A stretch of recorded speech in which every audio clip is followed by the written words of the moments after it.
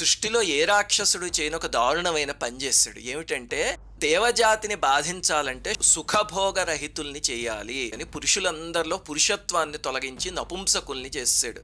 స్త్రీలందరిలో రసక్షయం చేసి వాళ్ళల్లో ఏ కోరిక లేకుండా తయారు చేశాడు. దానివల్ల సృష్టి ఆగిపోయింది. దీన్నే కామప్రళయము అని పిలుస్తారు. ఇప్పటిదాకా సృష్టిలో ఏ రాక్షసుడు చేయని పని. 3 లోకాలు అల్లాడిపోయాయి.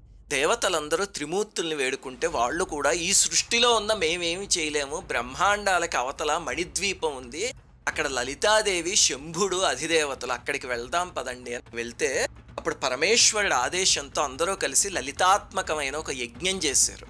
యజ్ఞంలో పరమేశ్వరుడే చిదగ్నిని సృష్టించి వేస్తే వీళ్ళందరూ లలితాదేవి యొక్క షోడశి మంత్రాన్ని చేసి తమ తమ శక్తుల్ని అందులో ఆహుతులు కింద వేశారు. అప్పుడు అమ్మవారు ఆ చిదగ్ని కొండ నుంచి ఆవిర్భవించారు. ఎలా ఆవిర్భవించారంటే కోటి సూర్య ప్రతీకాశం కోటి చంద్ర సుశీ